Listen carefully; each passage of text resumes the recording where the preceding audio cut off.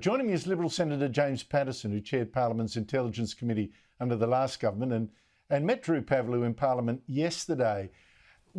James, thank you so much for your time. What do you make of police removing Drew Pavlou from our Parliament as a guy with a history of protesting against China? Andrew, the Australian Federal Police have a difficult and important job to protecting Parliament House. They have to deal with some extraordinary things, including only a few months ago, Extinction Rebellion vandalising the building by graffitiing it and setting a pram alight in the parliamentary forecourt. So I don't want to be too critical of them, but I think they have made the wrong decision here in asking Drew Pavlou, who had legitimate business in Parliament House, who posed no risk to anyone and was undertaking no protest activity, to leave the building. In fact, he was having a flat white at the Queen's Terrace Cafe with a friend at the time they asked him to leave, before he was due to meet Peter Khalil, the new chair of the Intelligence and Security Committee who succeeded me. So I find it very difficult to understand how he was a high risk yesterday but is permitted to return the building today. He can't be both of those things. Well, he must have had a good night's sleep or something. I don't get it. Now, you asked for an explanation from the Australian Federal Police. I did. That's the one that you just heard the answer that I got. What explanation have you had? Andrew, I've spoken to the AFP Commissioner Rishi Kershaw this afternoon, and I am sure that the AFP will be carefully examining this issue and reflecting on whether or not the decision to ask him to leave the building was the right one. And I'm sure if they decide that it was the wrong course of action, that they will act upon that appropriately. Well, it's really weird because, as you say, Extinction Rebellion protesters sweeping through and caused all sorts of mayhem. A guy that protests against China, posed no risk at Parliament House, gets stopped. That is not good, not good.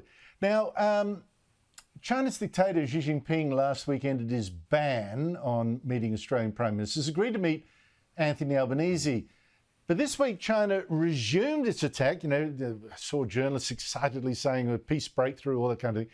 But it actually resumed its attack on us through the Communist Party's Global Times, which said that AUKUS, our new defence arrangement with the US and Britain, was a threat to regional peace and security and a barrier to improving China-Australia ties. What do you think China is up to here? Carrot and stick at the same time? It certainly is welcome that they are now willing to resume normal diplomatic dialogue and meet with their counterparts. I thought it was very counterproductive that they refused to meet with their counterparts under the Morrison government, even though we were willing to meet with them.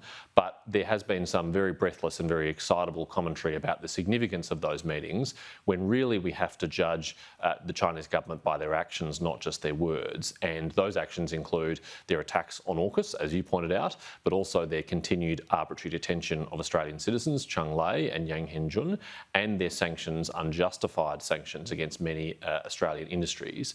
So those people who are out there saying that this is a tremendous reset, as I saw one business leader say, I think are either deluding themselves or hoping that it will somehow become that. There's no evidence before us that the Chinese government approach to the region or the world has changed, and we shouldn't expect a very significant change to the Chinese government's behaviour, because Xi Jinping was not only just re-endorsed for a third term as General Secretary of the Chinese Communist Party, he further consolidated power around him, stacking the Politburo Standing Committee with his closest allies and friends, who will be yes men for him when he makes big decisions in the region. So there is no reason to expect a kinder, gentler Chinese government towards Australia.